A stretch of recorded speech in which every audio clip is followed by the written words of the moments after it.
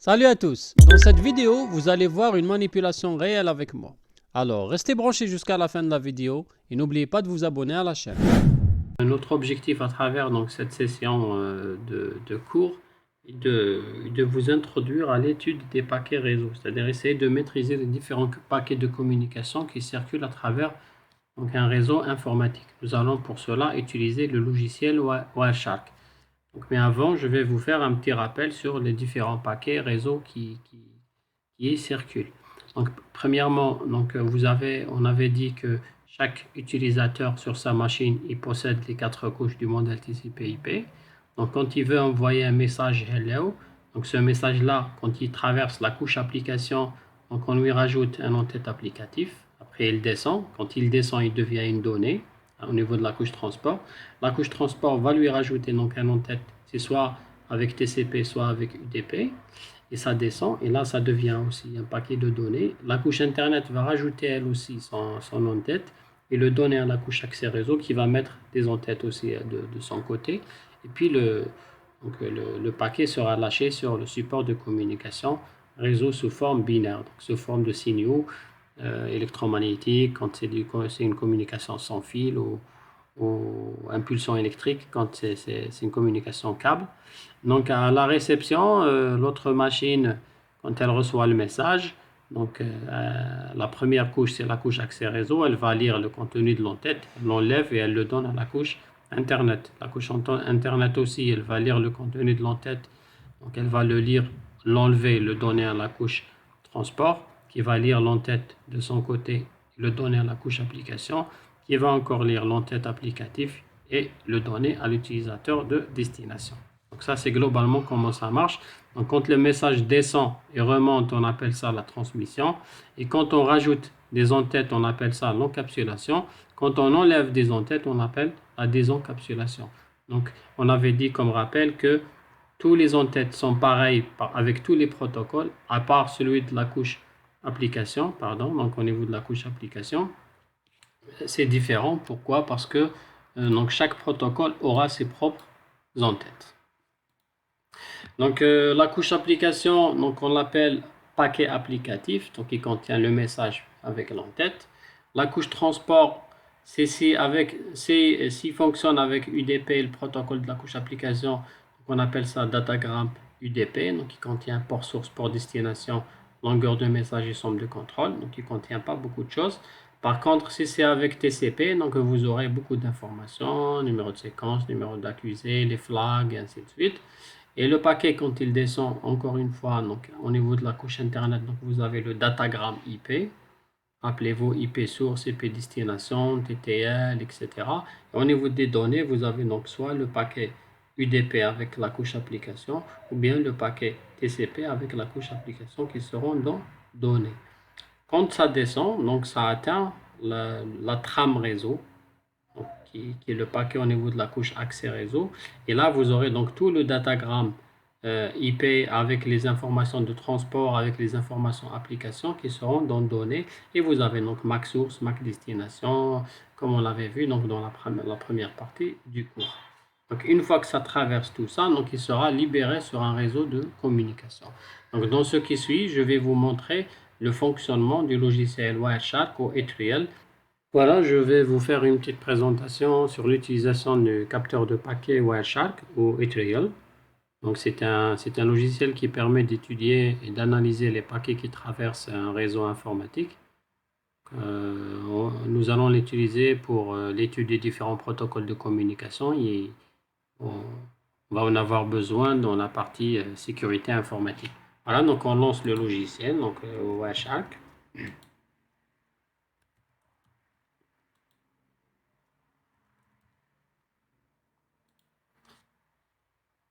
Vous aurez donc l'interface principale sur laquelle nous allons travailler. Principalement, pour l'instant, nous allons utiliser le menu capture parce que c'est le plus important pour nous actuellement. Donc voilà, donc vous cliquez sur capture puis interface et là vous aurez donc les différentes interfaces de votre machine. Par exemple, si vous êtes branché à un réseau câble vous aurez une ligne, un sans fil, une autre ligne. Si vous avez une connexion Bluetooth, c'est une autre ligne, etc. Généralement, vous regardez l'interface qui est en fonctionnement, c'est celle où vous avez des paquets, donc vous avez, c'est-à-dire des paquets qui sont envoyés et reçus sur un support de communication. Si vous remarquez ici, voilà, donc ça change. 42, 46, 4, etc. Ça veut dire que c'est l'interface de communication sur laquelle nous allons travailler.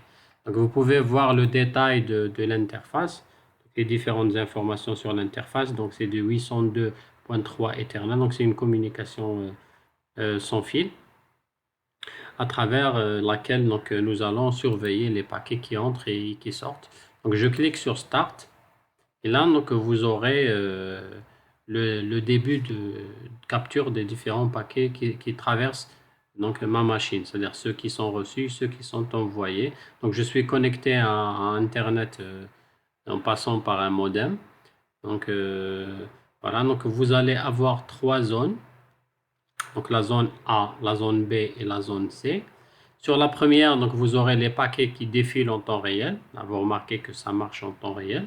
Donc vous avez le temps, la source, c'est-à-dire la machine qui a envoyé le paquet, la destination, c'est-à-dire celle qui va recevoir le paquet, le protocole de communication. Là, vous voyez, ce sont des protocoles qu'on avait déjà étudiés, donc l'ARP, le DNS et d'autres protocoles que nous allons peut-être voir par la suite. Et là, vous avez des informations sur le paquet. Comme si c'était un DNS, donc vous allez voir que donc c'est votre machine, elle demande le nom de domaine ou l'adresse IP d'une machine et ainsi de suite, comme on l'avait déjà expliqué dans le cours. Donc quand vous sélectionnez un paquet quelconque, par exemple je sélectionne le protocole DNS, là vous avez les différents entêtes réseau que nous avons déjà étudiés. Donc, la première ligne, donc ça concerne tout le paquet. Donc dès que vous sélectionnez une ligne, vous avez son code en hexadécimal dans la zone SATE, dans la troisième zone. Puis à partir de là, vous avez le paquet en entier. La deuxième ligne, vous aurez l'entête de la couche accès réseau. Voilà, donc quand j'ouvre le contenu de l'entête, je vais trouver donc l'adresse MAC destination, l'adresse MAC source et le type de protocole comme nous l'avons donc bien utilisé ou étudié auparavant. Dans la troisième ligne, vous avez donc l'entête de la couche Internet, la version, la longueur d'entête. Vous allez avoir le TTL, Time to Live, rappelez-vous, l'adresse IP source, l'adresse IP destination, etc. Donc c'est le paquet que nous avons déjà étudié dans la partie couche Internet. Et puis, donc, vous aurez aussi la couche transport. Et là, ça fonctionne, puisqu'on avait déjà dit, DNS, il fonctionne avec le UDP. Donc à l'intérieur, vous avez le port source, le port destination, la longueur d'entête et le checksum ou la somme de contrôle. Donc c'est tout ce qu'il y a au niveau de la couche transport parce que ça travaille avec UDP. Si c'était avec TCP, vous aurez les numéros de séquence, les accusés de réception, etc. Donc, puis on est avec le UDP, donc il n'y a pas grand-chose. Et le dernier en-tête, c'est l'en-tête de la couche application. Donc on avait dit chaque protocole il a son propre en-tête différent d'un protocole à un autre. Voilà, donc ça on avait pris un exemple avec le protocole UDP.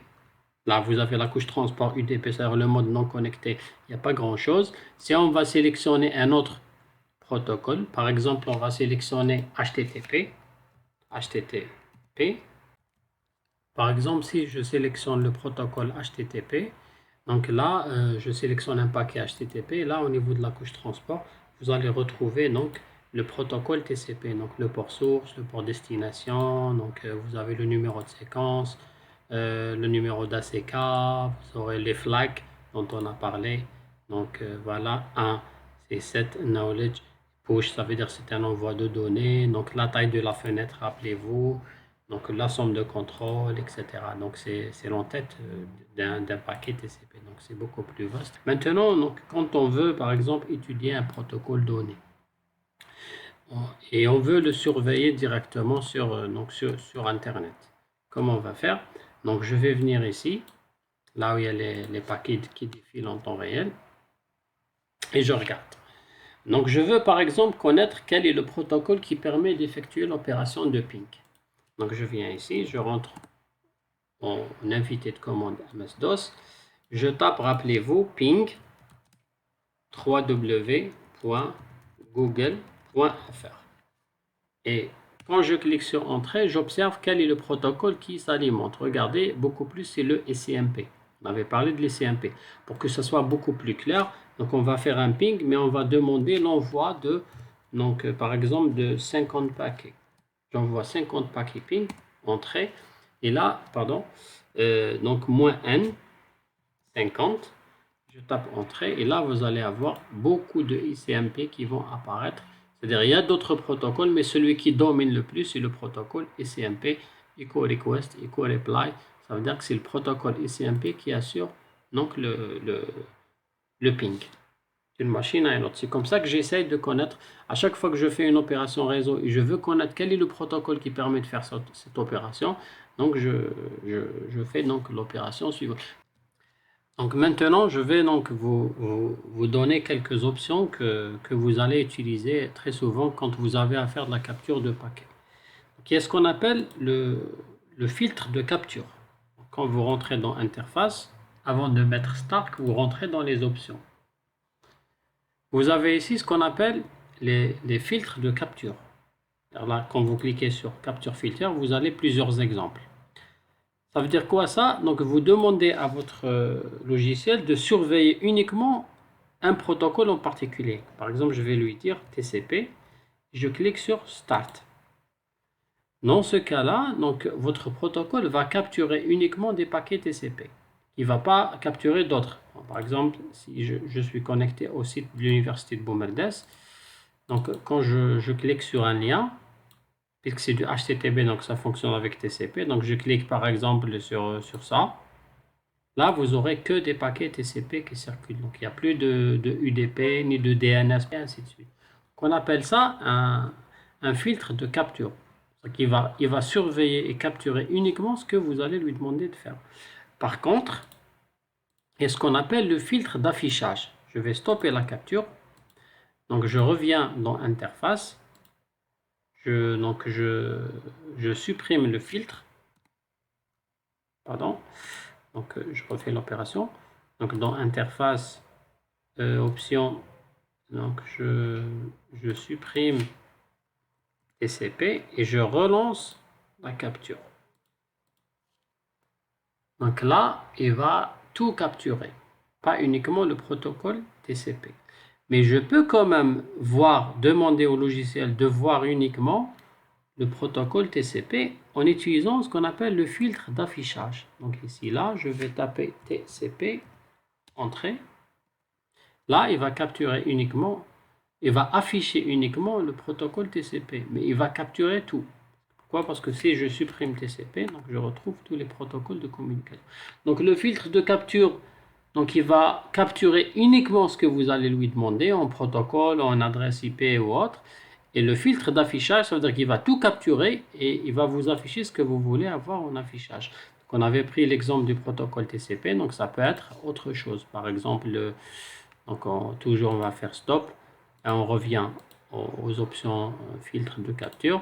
Là, vous aurez plusieurs exemples.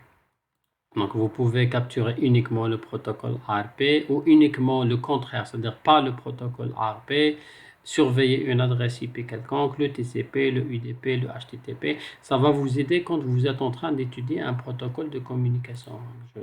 Donc, vous pouvez demander au logiciel de faire la capture d'un protocole que vous voulez surveiller, par exemple.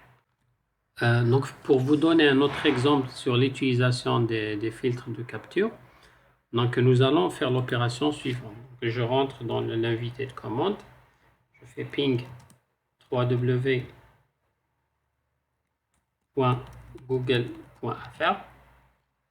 je récupère l'adresse IP de Google, donc je la copie de l'invité de commande et je rentre dans capture interface option.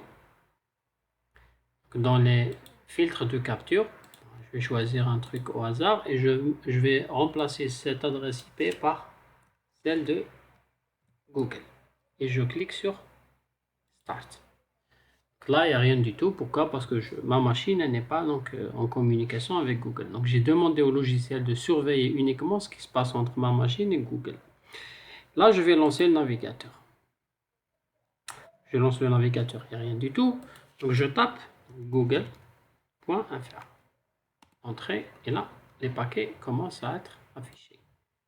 Voilà. C'est des paquets de données TCP ou UDP. Essentiel, c'est avec la machine Google. Je tape par exemple le réseau informatique.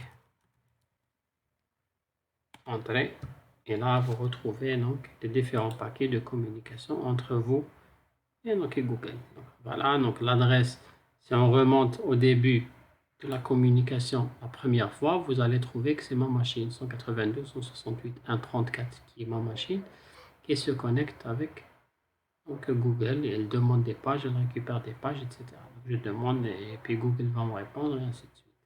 Voilà donc un deuxième exemple sur l'utilisation des filtres de capture.